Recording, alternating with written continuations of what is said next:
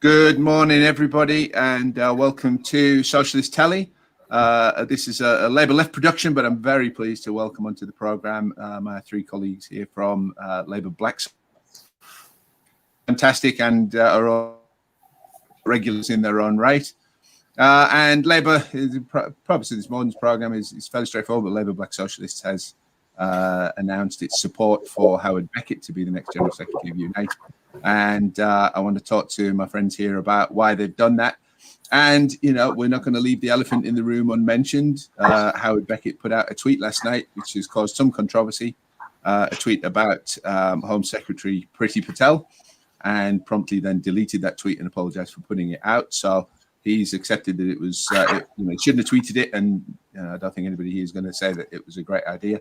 However, there will be some comment, I'm sure, from my panel and from the people who are watching the program, and you will be able to join in through the comments on the social media platforms about that issue and whether they think it means what some of Howard Beckett's opponents have tried to make it mean. Cool. Let me bring you in first, please. What's your take, and why are Labour Black Socialists backing Howard Beckett? Right. Well, Labour Black Socialists are backing Howard Beckett because of his record, his track record, first in anti-racism, but also his commitment in terms of bringing a modern union into the continuum between politics, the workplace, and the community. And we see and support and understand the rationality of that. And we've got, we did a lot of research looking at his stance on a range of issues that are of concern for us. And we decided that this was the man that we saw as Unite members, as well as being Labour Black Socialists, we wanted as our General Secretary. Fantastic. Andrea, we'll bring you next if that's okay. Yeah, obviously I'm supporting Howard because, of his proven track record as an anti-racist. And also he's been, ever since I've met him, he's pretty much became my protest buddy. We go protesting together. He comes and talks at the same events as me. So I've done a few on Kill the Bill. He's attended my protest for Support Not Deport, which was on non-EU rough sleepers being deported. He's spoken at that. He, tweeted us. He's coming again next week to talk about it again. He's been an absolute rock solid support for me lately, and for other members as well. He's literally, been supporting our causes and been there when we've needed him. So I'll continue to support him. Obviously, the tweet wasn't a great idea, and it led to people being able to attack the meaning of what he's put out, which wasn't his intention. So it wasn't a great idea. Yes, I mean you mentioned protest, and you guys had a little clash with the powers that be recently. Do you want to tell us a little bit more about that? Oh gosh, so obviously at the support protest, we had a bit of trouble with the police. So I went to Parliament Square, and we had one of the heritage over to us and tell us that we couldn't have a bylaw. And he basically gave us the wrong bylaw. Then he reported us to the police. The police tried to attempt to stop our protest.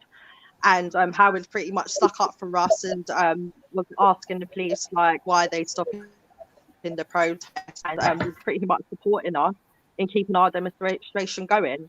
What actually happened in the end is we had to move and go to where Brian Horns has protested in the past, and that was it. But he was pretty full on with the police and supporting us in ensuring that our protest wasn't moved on or stopped, which was what the police were doing. Yes, and Howard has said his tweet last night came out of anger at Priti Patel's actions in trying to deport Muslims. There was a big spontaneous public protest up in Glasgow where people just surrounded their Muslim neighbours who were police fan and take up. Heard about that and was incandescent with anger, as I understand it, and that led him to be a bit rash in his original tweet. He got a bit cross with the people who were trying to shut down your protest, as I understand it as well. Yeah, Yeah, he did. And you know, it worked out in the well, it worked out, you know, it worked out for us in the end, like, and we were able to get on with it and continue. And I was able to expose the fact that the police actually criminalise rough sleepers in London, which obviously the people that were there were not impressed with. So you know, it ended up good for us. And he's very passionate about what he's standing up against. We need more like him, obviously. The clump. Very good. Redouane, we'll come to you last but not least. I left you till last because I know you're the brilliant talker. So let's I'll give you a few minutes free rein on that. My brother, thank you for inviting Labour Black Socialists. I'm in company of good people there, my two sisters, who always keep me in good trouble, as John Lewis would say. And we had said that Howard Beckett, we back him, and we had said that he would need to be defended and that we are going to be of those who defend him. But we stand in critical intimacy with our brother Howard. Campaigns are like this. Other four-letter words that are more colorful in other circumstances would work, but things happen in campaigns. And people need to take responsibility, learn from it, fix it, and move on, which is what he did. This was a clumsy tweet. This was a tweet that a lawyer would look at the mirror and say, did you write that? But was this a racist tweet? It does play into a stereotype, whether intended or unintended. So correctly, he had dissociated himself from his own tweet. And that shows someone who is prepared to listen, to reflect, to take responsibility. And he confirms the correctness of our position that that tweet was clumsy, that tweet had to be apologized for, and that tweet had to be deleted. But Priti Patel, if she were deported under the rules that she is crafting, Labour Black Socialists, it doesn't matter who calls for deportation, we would support Priti Patel because our principal position is support, not deport. It does not matter who it is. Fortunately, our brother has dissociated himself from that, and quite correctly so. If he had been on the other side, we would for a moment stand in solidarity with Priti Patel. I'm sure we would not look pretty at that point. But once it is over, we then stand in contradiction with the Tories and their hostile policies that she represents. So our issue here is not personal. And what I find breathtaking, absolutely impressed, is the Labour Party people who are silent about deportation in general. We face indifference from the Labour Party. In fact, they clap hands when the police kick out people. But they are now coming out in support of a brown woman on the receiving end of what they say to be racism. Racism is structural. Racism is policy and law. So a clumsy tweet and structural racism, they don't normally go together. The one is not even on the scale of the continuum. It does not feature. It is wrong. Apologize. And the strange thing is, what I find devastating, we live in a world where people can no longer make mistakes.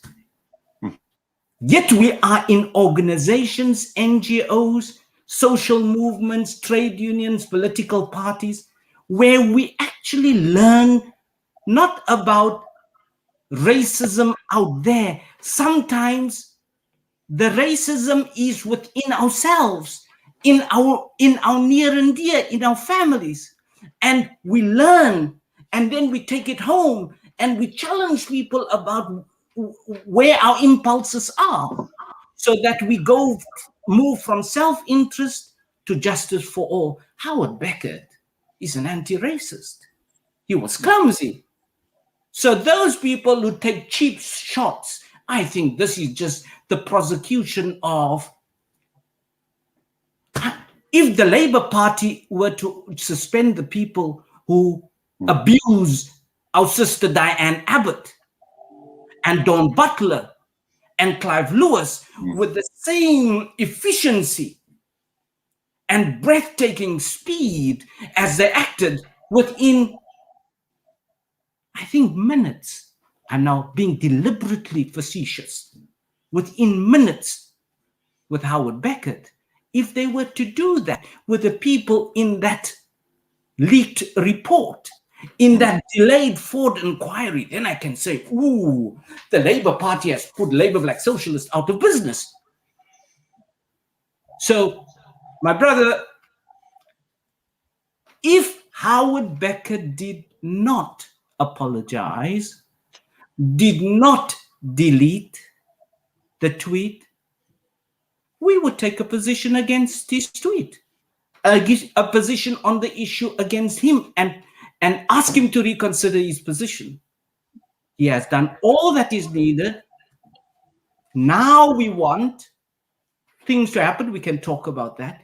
But can people now, our sister can say, when is the support not deport rally? Can some of those Labour Party people who are now so wiping their hands, rubbing their hands, can they come to the demonstration? We need support, because the most vulnerable people are going to be deported by the person who is the subject of that clumsy tweet.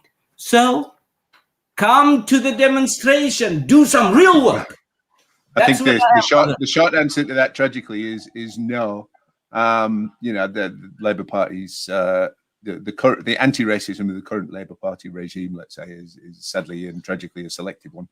I'm going to move to Akura in a minute, because you're waving your finger, Akura, and I wanted to bring you in anyway. But I just want to read out this tweet here from Ifra Samatar, who says, speaking against the action of a racist immigration agenda is not racist. And I popped that up and left it on the screen because that fits in very much with what I think you were talking about just before the program, and what probably want to come in on now. Yeah, I mean, I agree with one that it's an opportunity for us to rally around and support the demonstration, but I also see this as an opportunity for us to have a bit more of a detailed and forensic look at what actually is racism, because I have battled, I find, to actually get people to understand that racism is a combination of prejudice and power. And you need to actually understand that. If you're going to say somebody is at the receipt of racism, then you have to understand at what level of power they are within the continuum of that attack. And I think we can safely say that Priti Patel is not a person without power. And therefore, actions that we need to be really careful about using any actions that are taken against her as calling them racist, I think, personally, within this. But it's also looking at how, where we get caught, lifelong anti-racist campaigners, like myself, like Andrea, like Rithwan, like Howard, like yourself, Steve, we can get to the point where actually the anger that we feel is justified. Anger is not necessarily something we want to remove from our leadership. I want to be really clear about that, because what we need to see is that being used effectively. And I think what we can say is Howard uses that anger. He channels the anger that's coming from our membership, and he uses it effectively. And even in this case, and I understand because of the complexities of the argument about what is or isn't racist, that he took the decision to delete that tweet.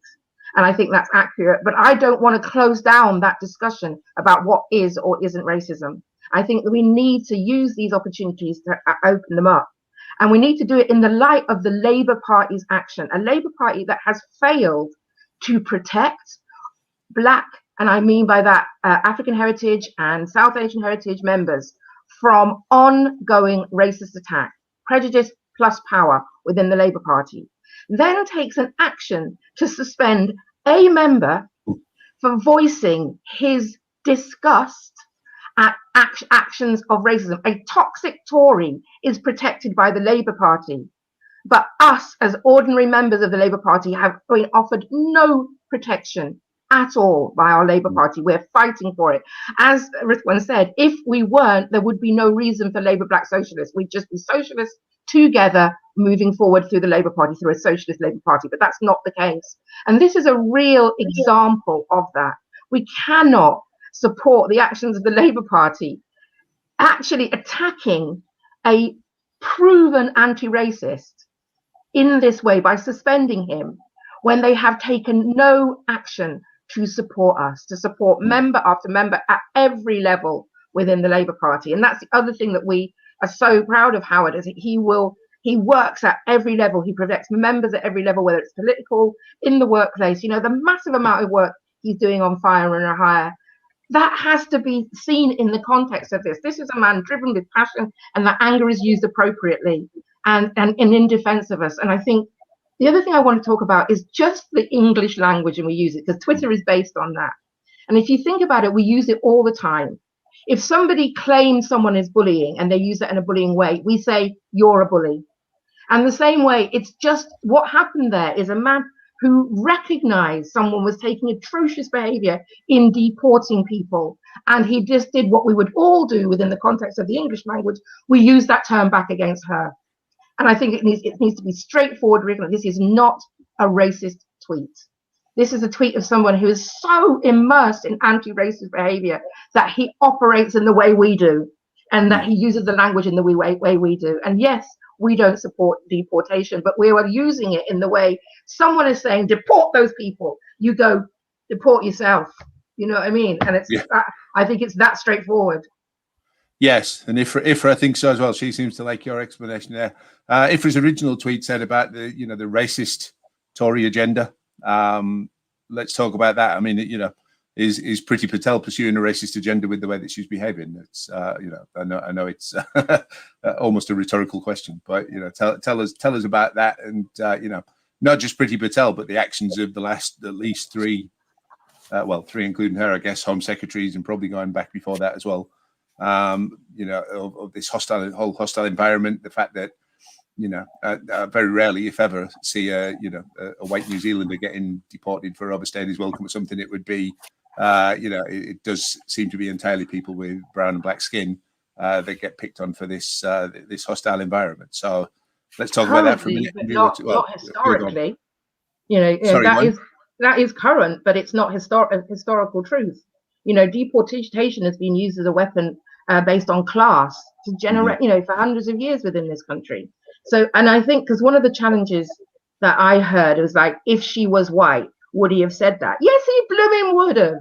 I think that's straightforward. It's to do with the policies she was pursuing against refugees and asylum seekers and other, it's not just refugees and asylum seekers, it's actually anywhere she can find a reason to deport black and brown people. And so there's a point where I actually believe it in this is in the case of gender and class and race, that actually you lose your rights to claim that you're a victim of racism if you use your power to attack other black people, if you use your gender to attack women, if you use your class to attack, if you use your middle class, upper class status to attack working class people, these are, or even if you're working class and you attack working class people, you lose your right to the protection of being working class as far as I'm concerned. So that's where I let the others speak. Yes, well, I mean, I'll just very quickly interject because it's not, I'm not the one I want to be talking, but, this country, in my opinion, would be a better place if we kicked all the Tories out. Never mind, regardless of their, kind of ethnic origins, etc. They are toxic to this country, and I would personally say that have said that about Theresa May or Amber Rudd or any of the other ones that that have occupied those positions and persecuted people, frankly. But anyway, Rita, you sounded like you wanted to come in there. No, when you ask about the racism of the Tories, if we just look at this toxic new immigration plan, where I say the clumsy use, and I agree with my sister that anger in the face of injustice is justified, and make no apologies for that. When your house is burning, you don't walk to fetch a bucket of water. Run. Now, when we look at the policies that the deportation part of the clumsy tweet provides us access to, this Tory government is particularly nasty. But just by the way, it is not only the Tories who are nasty to precarious people. Amongst the elites, there is a consensus to keep the unwashed out of the country. Because what they are doing as the neoliberal state, the welfare state is dismantled. They reduce barriers to the free flow of capital and increase the barriers to the free movement of people. That is the structure that is being put in place, and the Tories are not alone in that. When we look at what she's doing, she is making it almost impossible for asylum seekers to apply for refuge. Unless you come to the UNHCR from a UNHCR camp somewhere in the world, they don't want you here. They have never. None of these people who are crafting these nasty laws have ever been an asylum seeker or refugee. And I know, because I was a refugee and an asylum seeker, I will always choose the ones that the Bible loves: orphans, widows, and rough sleepers. They have never, and believe me, I have never taken a cent from any government anywhere. And I didn't, lucky for me, I didn't apply to be a refugee in this country. God forbid. But when it comes to refugees, they want you to leave your country with a full set of documents plus letters of recommendation. And if you go through a third country, they want to deport you to that third country because that's the place where you should have. What kind of heart of stone is this? Which Bible do you read? Which Quran do you read? And which Torah do you read? And Bhagavad Gita? None of this is in there. Where people who are down and out, they say that this is a country that stands with the underdog. Yeah, this institutionalizes when you see the dog, and the dog, quote unquote, compassionate language, is the asylum seeker, the refugee, the person who had been trafficked, the sex slave. If the documents are not in order, you put them in the detention center. Near to me, Yarlswood, place of pain. And then as soon as you can, you deport them, even if their lives were at risk.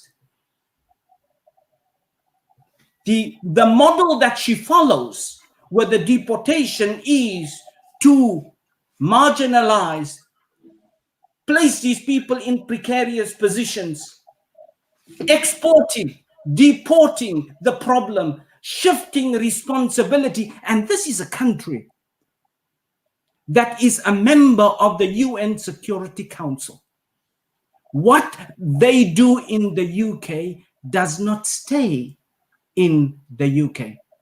I want to raise a particular question. 1951 was a moment when the world tried to make amends for the atrocious way that it treated the victims of the Nazi Holocaust. And the Refugee Convention was crafted as a moment to redeem the world.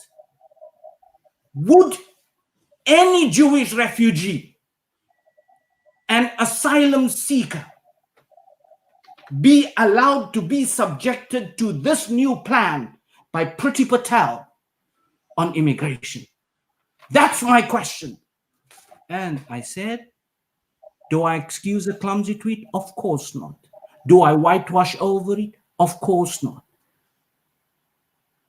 The text of the tweet, and as my sister said, do not think if you are a black man and you write a racist report that we will give you a free pass just because you say structural racism doesn't exist. You can stuff yourself. Yes, well, I agree with that. I mean, I just want to point out as well, you know, that Akua said it's not just the Tories, and I mean, at the moment, tragically as well, that's very true. We've seen a report by the Labour Muslim Network, for example, highlighting, you know, enormous Islamophobia within the Labour Party, and no action seems to have been taken by the party against any of the people that indulge in that kind of behaviour. And it seems to me at the moment that it is, again, there's this class dimension to it, because, you know, Labour is so out of touch with the working class that they think that the way to appeal to working class people, and our speakers one, is by being more racist and more xenophobic and more kind of, you know, tub thumping on the whole so-called patriotism issue, etc. And, you know, but we've seen what working class people think of racism and Islamophobia in Glasgow yesterday, where hundreds of them turned out and refused to, you know, depart from surrounding a police van until their Muslim neighbours were released from the van, etc. And that's, you know, that's what working class people are like. That's working class solidarity. And Andrea, you've been quiet for a little bit. Do you want to come in and say something? No, I guess that, like, my only thing now is that obviously I want to see the Ford report released now. You know, seeing as though racism's on the agenda and people are getting suspended.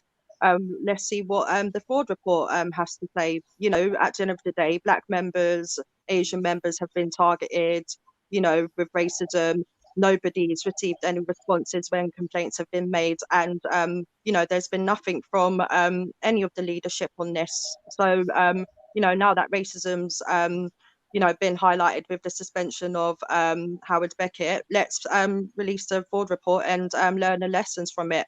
Do you know what I mean? You know, it's out there now, and at the end of the day, it's been fobbed off. It hasn't been released. There's no release date. Like, let's see what it's about.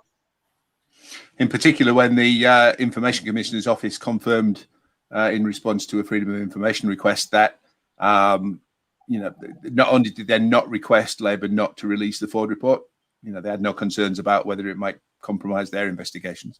They weren't even contacted and asked about it. So, you know, that says a lot, really. Yeah, and, exactly. You know, it feels like it. We've, you know, I don't want to spend the whole program. We're going to finish in 5 or 10 minutes, but I don't want to spend the whole program kind of rebutting the negative crap that people throw. You know, Labour Black Socialists is positively endorsing Howard Beckett. You three guys are founder members of that organisation. There are huge numbers of positive things, you know, positive reasons that Howard is, you know, in terms of his track record, but also in terms of his plans. That you know, speaking not as a black person, that look like there would be something that would, you know, that I would welcome as an anti-racist. So tell us a bit about why you're backing Howard from the positive point of view and what he'll achieve as General Secretary of the Unite Union. Can I just quickly pick up before I do that? Because yeah, sure. you rightly identified this misplaced decision to try and appeal to particularly the northern working class on this assumption that you know, I'm based in Manchester, so I feel quite passionate about this sort of assumption that the reason that there's been an abandonment of Labour is basically down to racism. And I would like to speak up on behalf of the working class people of the north of this country to say they are not. They are angry because they've been neglected. They're angry because they have been taken for granted. They're angry because they have councillors who've been complacent. But where they see a chance, they do not go up against. So I've just been elected as a councillor in Manchester. Manchester has, has been a strong one, but in it's a diverse community, but strongly white working class community in the centre of Manchester. And it's not racism that is the problem. In fact, these are people who are actively in their everyday life anti-racist in how they operate with their neighbours, with their friends, in their community. So I just really wanted to reiterate that, Steve, because it gets on my last wick. There's this idea that that's how we're going to rebuild it. We're not. We're going to do it by decentralising government, by actually listening to the issues of these communities who've been neglected for so long, and actually understanding that many of these communities build long and solid allyship with the Black communities that they live alongside.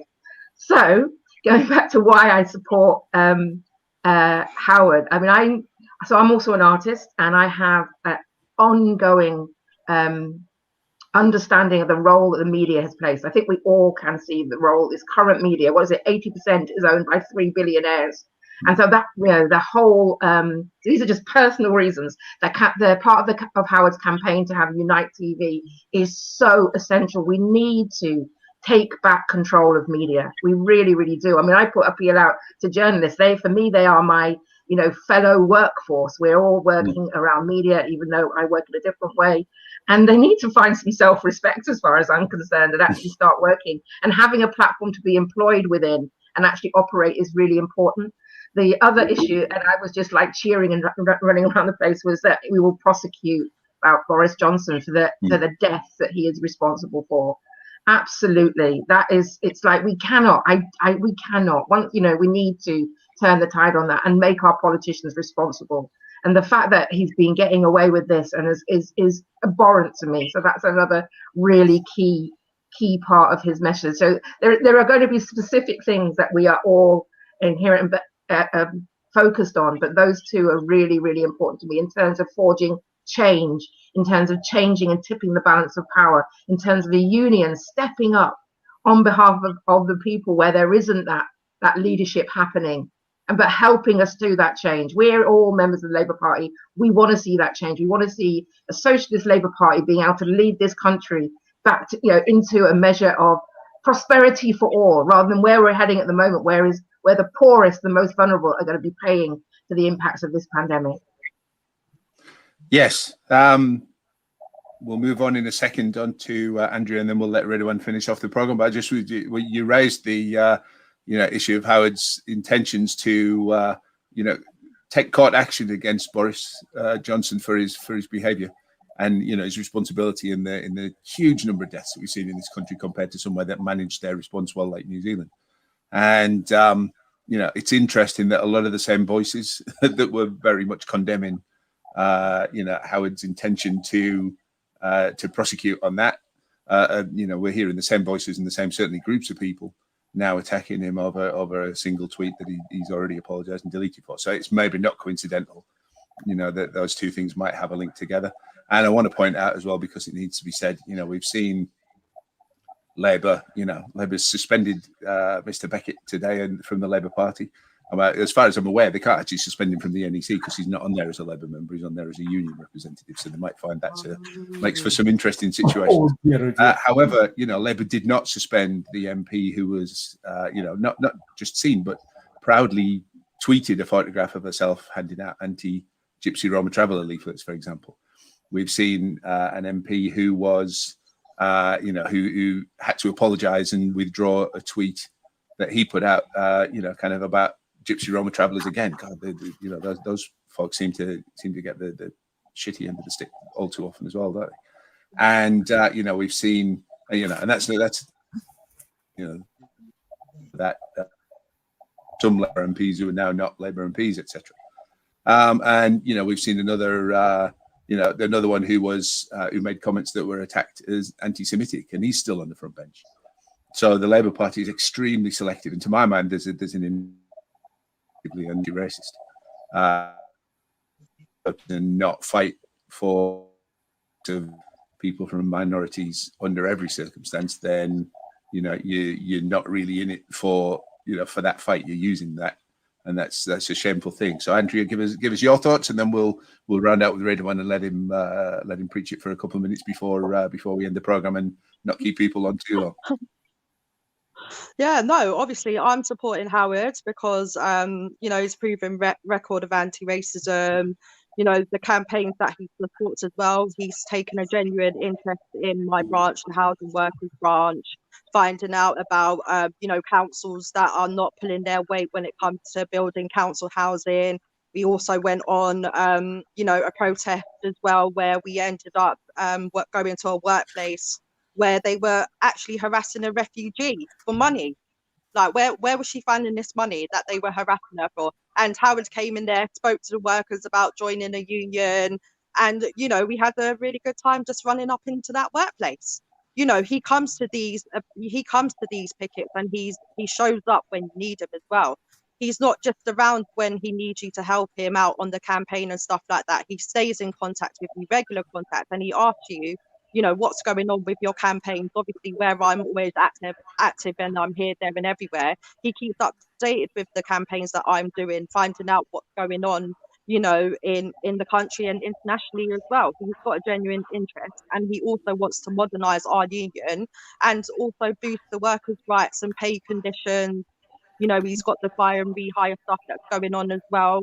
He supported a lot of workers, and I genuinely think that he will bring the union to the future. He will also bring forward the retired members, the young members as well, the LGBTQ members, the Gypsy Roma travellers who are just literally excluded from everything.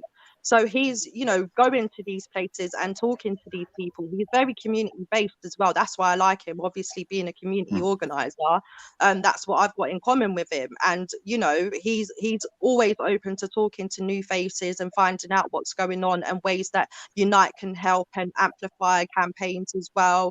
Do you know what I mean? So I support him, and I think that he's the best person to run the union.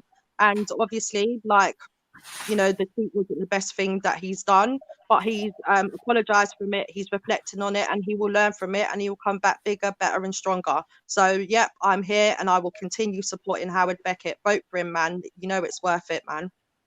Brilliant. Now, no pressure, anyone, but Ifra has great expectations here. Big up, brother. Radovan's preaching. We are here for it. So don't want to put any pressure on you, mate, but it's all on you. No, my brother. This is a brother that we trust, that we care for, that we love, because of both his track record for workers and for the marginalized inside this country and abroad.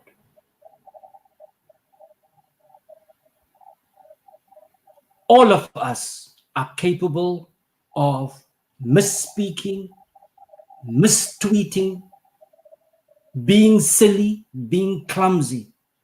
The supporters of Howard Beckett mustn't excuse or accuse. Let us just learn. In campaigns, this happens. Take responsibility as he has, apologize as he has, do what it takes to fix it. And for his opponents, do not weaponize his mistakes. In the words of Samuel Beckett, this campaign is still long to go.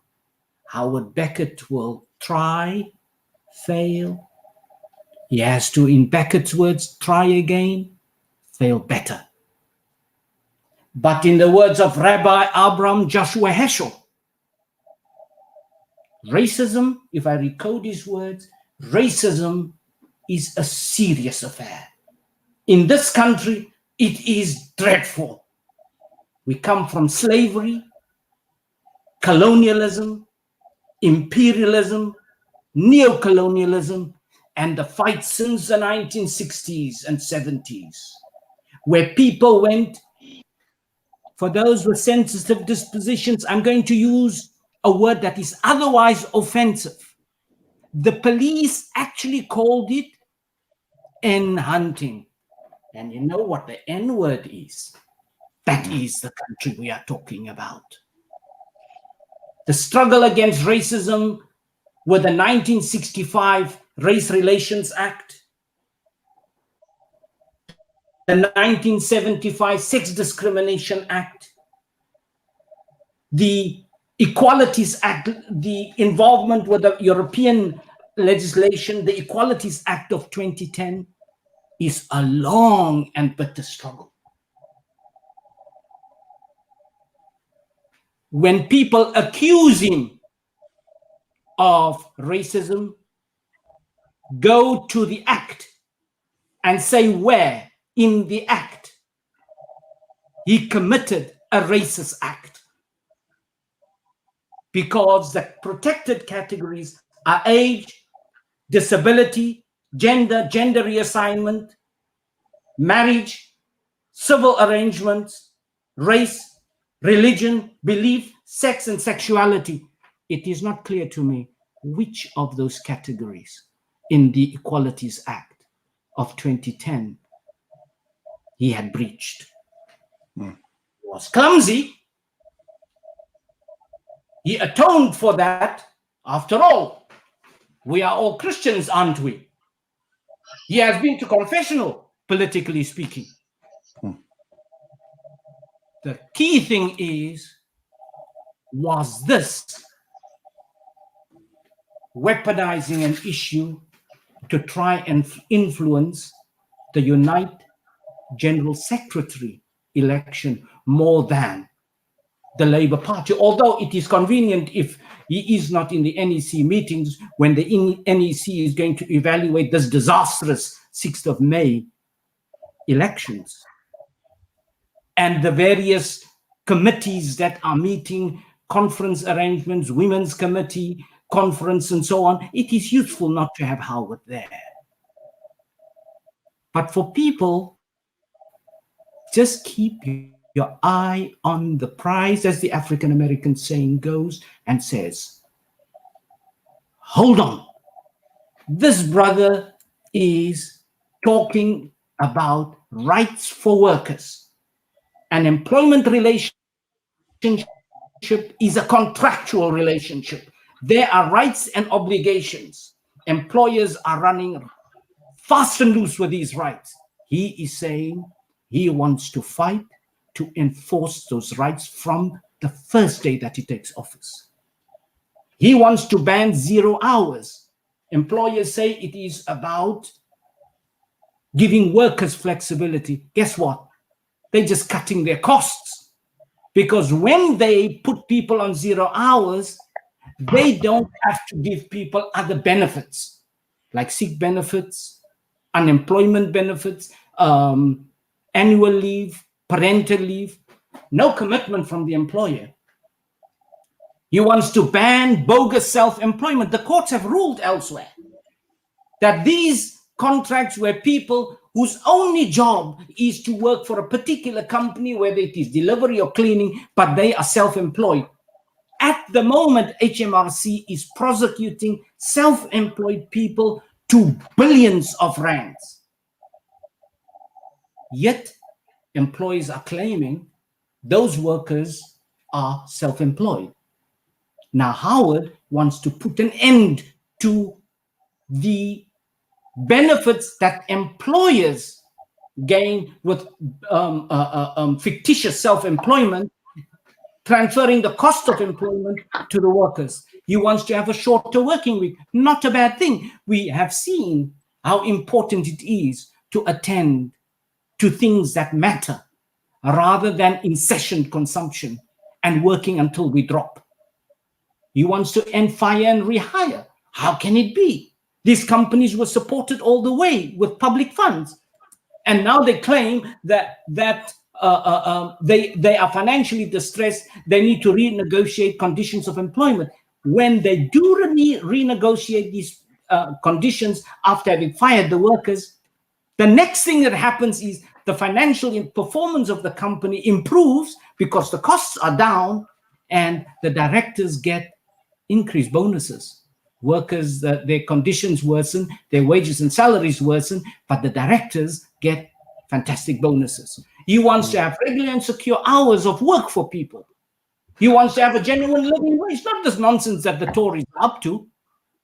He wants to ensure that workers do not face salary cuts due to inflation, which is what they want to do to people in the NHS. They clap for the public sector, especially the doctors and nurses and porters, but they want to kick them in the nuts when it comes to giving them a salary increase.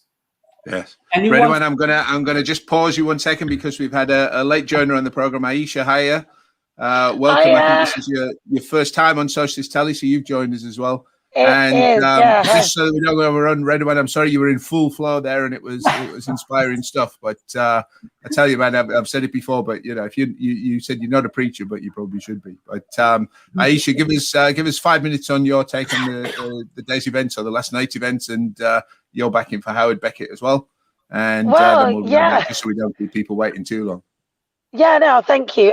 Basically, I feel like it's just really interesting. And what I've seen on Twitter is a lot of black and brown people just basically saying, we really don't care. It was at worst clumsy. The intention was absolutely fine. And we really just, we don't feel like a genuine leftist and genuine anti-racist should be being strung out really or hung out to dry like this. And actually Owen's intention, I'm sure, I don't want to criticize him. I'm sure his intention was genuine. I don't think he was really trying not to be anti-racist in his original point or in his criticism. But I mean, if a load of black and brown people are kind of telling you that maybe, it's not that big a deal, we're fine with deporting Pretty, whatever it takes to get her to stop deporting us, I will back. I feel like in light of what happened in Glasgow and with Osimi Brown and things that are happening now, we've got bigger fish to fry. And certainly how we want to get rid of Priti Patel at the moment is probably the least of our worries, or lower down the spectrum, certainly for me. So on that, yeah, definitely backing Howard. Again, I don't even know if it's a backing Howard or anti-Owen thing. I guess he was suspended, right? So yeah, I back his reinstatement then. Yeah, very but not good. Anti-Owen. That's my kind of. Right. I feel like I should clarify that because I feel like when you say Owen, you're talking about this is Owen Jones. Is it? Yeah. All right. Okay. Yeah, because he did go in for on a bit of an attack and has since deleted the tweet that he said he. Oh, has he? Okay, so there you go. I was behind on that. He removed it, but that's done. There's an article on the Squawk Box just touching on that. If people want to read what he said on that. Aisha, I'm sorry that it's going to be short and sweet, but we are at the coming up to the 50th minute of what was originally going to be a half-hour program. So. That's fine. As you can see, I'm in my car, so I can't. Yes, I do. Thank you for joining us. Really appreciate it. And thanks for having me. Thank you for watching the program. Everybody who's stuck with it, do continue watching the rest of the Socialist Telly output. Labour Black Socialists are backing Beckett. Socialist Telly is backing Beckett. If you want to find out about more about his campaign, you can find him on Twitter and Facebook at Beckett for Unite. That's his campaign page, or Beckett Unite for his personal one. Do give him a follow and see what he says. It's I promise you, it's well worth it.